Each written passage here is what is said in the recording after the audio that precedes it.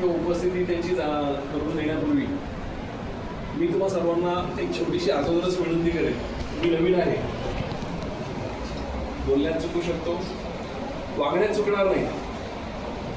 जर काही चूक झाली तर थोडंसं सांभाळून घ्या ही विनंती करतो. सन्माननीय केंद्र प्रमुख जामनिक सर, केंद्र प्रमुख सोळशे साहेब हे आपल्यामध्ये, म्हणजे माझ्या माहितीप्रमाणे सोळशे साहेब पहिल्यांदा आहेत. जामनिक सर तर आपल्या ग्रुपवर वगैरे सुद्धा आहेत. आणि या सर्व मॅरेथॉनची जास्तीत जास्त जबाबदारी जे ऑन फील्ड सांभाळतात ते आपले गायकर सर. आणि सर्वांच्या समोर येत नाहीत, पण सर्वांनाच माहीत असतं की ही मॅरेथॉन जो माणूस करतोय, ज्याचं असं बलदंड शरीर वगैरे आहे आणि तो ही सांभाळतोय, ते आपली पंढरी मस्कर सर माझे मित्र आहेत. मस्कर सर माझे मित्र आहेत. त्याच्यामुळे नॉर्मली आम्ही कधीतरी बोलताना कधी एकेरीवर येतो, कधी मुख्याध्यापक आहेत, रिस्पेक्ट द्यावा लागतो, असंही होतं. असे आणि तसेच माझे मित्र उपशहरप्रमुख डॉक्टर किणीकर साहेब, मॅडम यांच्या नावाचा माझा नेहमीच बदल होतो. आणि तुम्ही सर्व उपस्थित सर्व शिक्षक सर्वांना प्रेमाचा मानाचा जय महाराष्ट्र करतो. आणि एक अपेक्षा ठेवून थोडंसं बोलतो. फार मला बोलता येत नाही, पण बोलण्याचा प्रयत्न करतोय. सरांनी संधी दिलीच आहे. आपण दरवर्षी मॅरेथॉन करतो. काही शिक्षणाच्या बोलण्यात सरांच्या बोलण्यात असं जाणवलं की बदलापुरातील मोठी आपली मॅरेथॉन आहे. पण मी असं म्हणेन की आपली मॅरेथॉन ही बदलापुरातील मोठी नाहीच आहे. पाहायला गेलं तर संपूर्ण महाराष्ट्रामध्ये जवळपास 16-17 हजार विद्यार्थी धावणारी ही आपली एकमेव स्पर्धा आहे. आणि अनेक स्पर्धा सुरू झाल्या, अनेक कारणांमुळे त्या बंदही झाल्या. पण अनेक कारणांमुळे सुरू असलेली आपली जी मॅरेथॉन आहे त्याचं तसं महत्त्वाचं एक कारण आहे, आणि ते आहेत आपले ज्ञानेश्वर सर. ज्ञानेश्वर सरांच्या संकल्पनेतून ही सुरू झालेली मॅरेथॉन आहे. आणि सर कुठेही क्रेडिट घेत नाहीत किंवा कुठेही शो होत नाहीत. आपण जे काही मानतो की बाबा ही स्पर्धा कोण करतंय किंवा ह्या स्पर्धेसाठी सर्वात जास्त योगदान कोणाचं आहे, तर सर्वांनी वापरताना म्हणतो. पण योगदान आपल्या सर्वांचं आहे.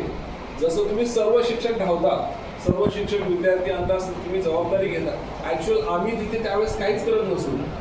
नॉर्मली स्टेजवर माईक धरून आम्ही तिथे उभे असतो त्या दिवशी, आणि जी काही मेहनत असते ती तुम्ही करत असता, पण क्रेडिट आम्ही घेतो. बरोबर ना? तुमच्या सर्वांच्या मेहनतीचं क्रेडिट आम्ही घेत असतो. त्याप्रमाणे संकल्पना सरांची आहे, पण तुम्हा सर्वांच्या मोठेपणामुळे ते क्रेडिट वामनदादा म्हात्रेंना मिळतं. आणि त्या क्रेडिटच्या ह्याच्यातून वामनदादा थोडंफार तुमच्यासाठी करण्याचा प्रयत्न करा. स्पर्धा करतात, स्पर्धेचा खर्च आहे, सगळ्यांना माहिती आहे. आपल्या बदलापूर शहरामध्ये महाराष्ट्रात सर्वात जास्त कार्यक्रम, यशस्वी कार्यक्रम, खर्चिक कार्यक्रम आणि सर्वांना सभोवती काय म्हणतात बरोबर घेऊन समावेशक असं काम करण्याचं काम फक्त वामनदादाच करतात. आणि सरांनी तर आता 4 जिल्हे जोडलेत, 5 जिल्हे जोडलेत. म्हणजे गोव्यापासून गुजरातच्या हद्दीपर्यंत आता आपलं नाव आहे. पण तिथे कुठेही आपण आपला मोठेपणा किंवा टेमा बिरवत नाही. आपण फक्त कामामध्ये जास्तीत जास्त रस ठेवतो, काम करण्यामध्ये आपल्याला जास्त विश्वास आहे. त्याप्रमाणेच मी सर्व शिक्षकांना अशी विनंती करेन की शेवटच्या दिवशी आम्हाला तुमच्यापर्यंत टी शर्ट घेऊन बोलू नका. ते बिल्ले जे काही पॅचेस असतात आपले चेस्ट नंबर वगैरे ते घेऊन बोलवू नका. कारण त्यावेळेस खूप प्रचंड, आणि तुम्हाला सांगतो आपली जी स्पर्धा आहे ना, ही जरी आपण पहिल्या दिवसापासून फार घशाला कोरडपर्यंत ओरडत असतो की ही फक्त विद्यार्थ्यांसाठी आहे, बदलापूरसाठी मर्यादित आहे. पर डे शेकडो फोन येतात आम्हाला स्पर्धेत भाग घ्यायचा, आणि ते सगळे बदलापूरच्या बाहेरचे असतात. इव्हन त्या दिवशी स्पर्धा सुरू व्हायच्या दिवशी सुद्धा अनेक स्पर्धक आपल्याकडे येतात. आम्हाला टी शर्ट द्या, आम्हाला चेस नंबर द्या, आम्हाला धावायचं. पूर्ण आलाय मी आठवण करून मी कुठेतरी बाहेर उडवलं. इव्हन गेल्या वर्षी बाहेर देशातला एक जो पर्यटक होता तो इथे येऊन हजर मला धावायचं. म्हटलं नाही बाबा ही लिमिटेड आहे, नाही धावू. म्हणजे त्याचं म्हणणं होतं की मी असाच धावतो, मला काही बक्षीस देऊ नका किंवा काय. पण जर धावला आणि चुकून जिंकलाच, आम्ही सर्व ह्या मातीतले आहोत, आम्ही असं कोणा जिंकून देणार नाही, बाहेरची कोणतरी येण्याने जिंकेल असं शक्य नाही. पण तरी चुकून जिंकलाच तर आपण त्याला बक्षीस देऊ शकू का? नाही देऊ शकणार. आणि मग ती काय होईल, एक प्रकारची आपलीच नामोष्टी होईल. आणि म्हणून आम्ही त्यांना सांगितलं तुम्ही नका. असं दरवर्षी होतं. पण एक कुणी मला काकूनही जाणवली, जर का बाहेर देशातला एखादा माणूस आपल्यासाठी धावण्यासाठी धावतोय, आपल्या बऱ्याच शाळा आजही मॅरेथॉनमध्ये धावतात. ही खंत आहे मला जाणवलेली, गेल्या वर्षी जाणवली, गेल्या वर्षी जाणवली, गेली दोन वर्ष मी वर्षा मॅरेथॉन करतोय आणि हे 3रं वर्ष. मला असं जाणवलं की शाळा जाणीवपूर्वक शिक्षकांची इच्छा असते, जे क्रीडा शिक्षक आहेत, तुमच्या बरेचसे क्रीडा शिक्षक माझे एकदम चांगले मित्र आहेत, मला माहिती आहे ते कसे धडपडत असतात. त्यांचा जीवाची म्हणजे पिळपापड होत असतो की बाबा माझ्या विद्यार्थ्यांनी कुठेतरी भाग घ्यावं, काहीतरी करावं. पण बरेच वेळा शिक्षक आणि त्यांच्या जे काही संस्था आहेत त्या अलाउड करत नाही. पण तुमच्या सर्वांच्या माध्यमातून मी त्यांनाही विनंती करेन, आपल्याकडे कुठलाही गैरप्रकार होत नाही, आपण कोणावरही अन्याय करत नाही आणि कुठल्याही प्रकारचे अपघात होत नाही.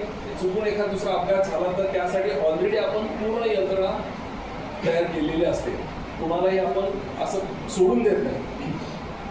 तर सर्व शिक्षकांना आणि संस्था चालकांना मी तुमच्या माध्यमातून विनंती करेन की प्रत्येक शाळेने तुमचे 10 विद्यार्थी असू द्या, त्यांची जबाबदारी आम्ही घेऊ.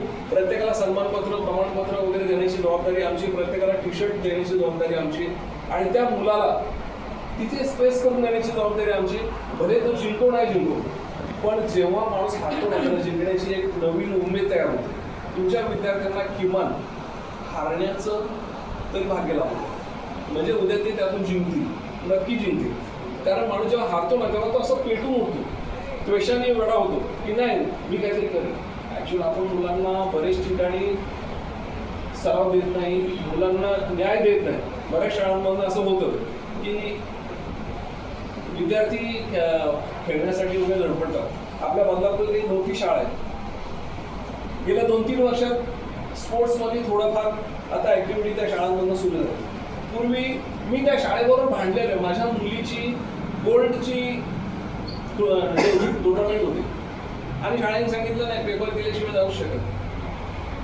मी शाळेत भांडलो. इथे बसलेल्या काही शिक्षकांना ती शाळा माहिती आहे आणि माझं प्रकरण नाही. पण माझी विनंती अशी आहे की जर ज्ञानेश्वर सरांच्या शाळेतले विद्यार्थी कलेक्टर लेवलचे जॉब्स फक्त खेळामधून मिळू शकतात, तर सरांनी काही असं ताम्रपत्र लिहून आणलेलं नाहीये ना की माझ्या शाळेच्याच विद्यार्थ्यांना, सॉरी सर, माझ्याच शाळेच्या विद्यार्थ्यांना जॉब मिळाला पाहिजे, माझ्या शाळेचे विद्यार्थी नॅशनलला गेले पाहिजेत, माझे स्टेटला खेळले पाहिजेत किंवा इंटरनॅशनलला वगैरे सुद्धा माझेच विद्यार्थी जावेत. म्हात्रे सरांनी असं काही ताम्रपत्र घेतलेलं नाही. पंढरी सर असतील किंवा त्यांचे जे काही क्रीडा सर आहेत, शिक्षक आहेत, यांनी काय देवाकडनं असं हे वचन घेतलेलं नाही की माझेच विद्यार्थी. ते मेहनत करतात. तुमच्याकडे विद्यार्थी आहेत जे त्या लेवलला जाऊ शकतात. माझे एक मित्र आहेत वाड्याचे, ठाकरे सर, एकही विद्यार्थी स्टेटला नाहीये असं नाही, नॅशनलला नाहीये असं नाही. वेळ अरे सर हा माझा विद्यार्थी इकडे सर मी वेळाच झालो. अरे सर किती किंमती करा. जर का एका शिक्षकाचे अनेक विद्यार्थी स्टेटला नॅशनलला वगैरे खेळू शकतात तर आपण कुठे कमी पडतोय. आपल्या मुलांना म्हणजे एक पालक म्हणून सुद्धा मी असं म्हणेन की तुम्ही सर्व शिक्षकांनी संस्थेशी भांडा. कुठे जर का काही कमीपणा असेल, संस्था तुम्हाला जर का कुठे दाबण्याचा प्रयत्न करत असेल तर आम्ही सहकार्य करू, पण विद्यार्थ्यांना खेळू द्या.